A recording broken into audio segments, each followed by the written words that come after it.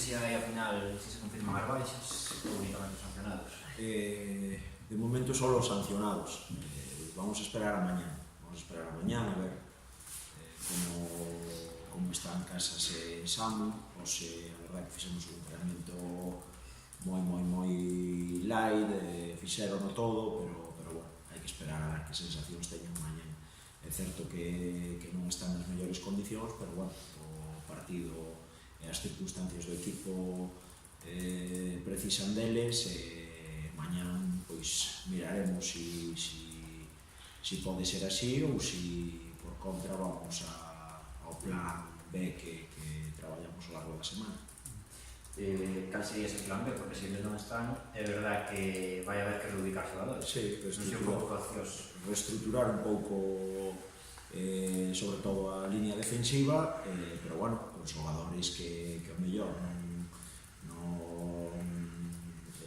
ata o día de hoxe non nos vimos nesas posicións, pero que en competición, refírome, pero que nos adestramentos pois xa levamos un tempo traballando esas posibles opcións, que mellor que estar exixido o propio equipo ou polas propias circunstancias para ter que poñelo en práctica en competición.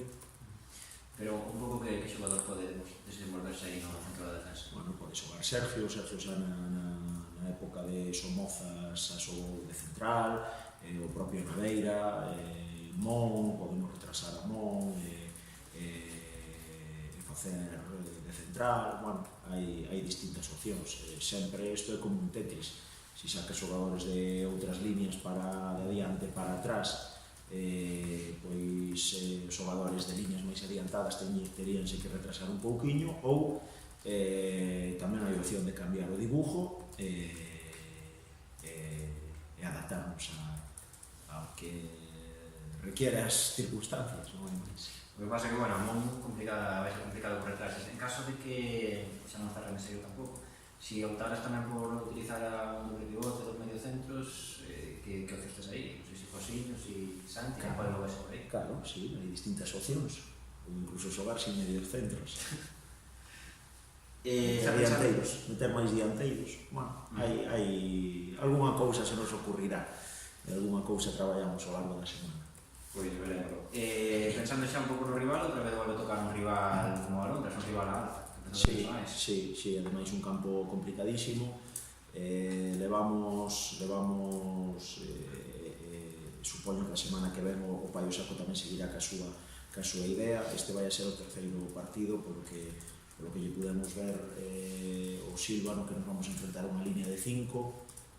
Hai 2 semanas fomos a Illa, xogaron un 5-3-2, o Alondras este fin de semana tamén utilizou un sistema de 5 defensas. Vamos a Grela e o Silva, o seu sistema máis utilizado, o seu posicionamento no campo é de 5-4-1, facéndose moi forte a nivel defensivo, e despois é un equipo que fai e que saca moito rédito do balón parado. Entonces, bueno, eu creo que os 3 puntos este fin de semana pasan por ser super eficaces de cara á portería, e despois estar de 10 a nivel defensivo, sobre todo do balón parado. É un equipo que sempre desde que Barbanca é o seu adestrador se caracteriza por optar por xogadores moi físicos, con moita corpulencia, de partidos de moito contacto, no que vai haber moita falta, moito balón parado, moito saque de banda. Eles aí, a verdade, que sacan moito rédito, e nós neso temos que estar de 10, e a partir de aí, pois, bueno, ser un pouquinho máis eficaces de cara á portería. Si que acerto un pouco polo que dices, con tanta falta, con tanta interrupción, ese xogo precisamente a vos non é que mellor se verdad. Bueno, entonces o único que podemos facer é intentar que teñamos a pelota máis do normal, intentar que se facemos falta sea no campo rival, para canto máis lonxe da nosa portería mellor, e intentar pois non entrar no seu xogo, porque seguramente si vamos ali a buscar ese xogo de contacto e demais, pois seguro que non vamos a ter tanto acerto, e que a balanza pois seguramente non estea tanto ao noso favor.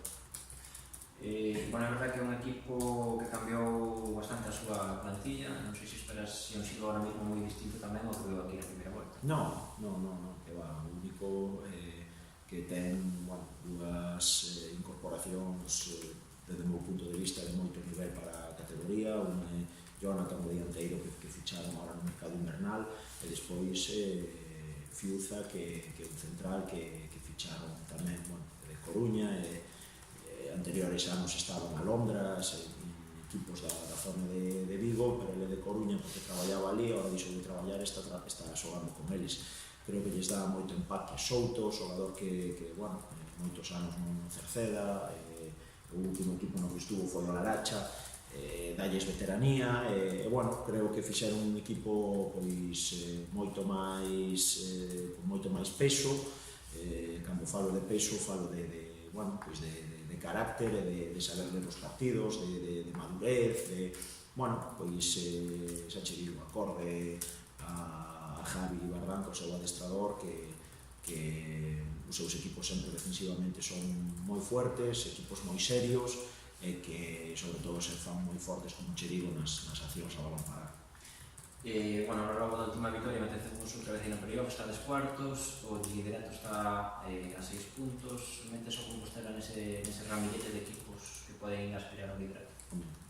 Nos, dende logo, que traballamos todas as semanas e para o fin de semana ir sumando de 3 e ir recortando postos e intentar quedar o máis arriba posible, iso tengo claro.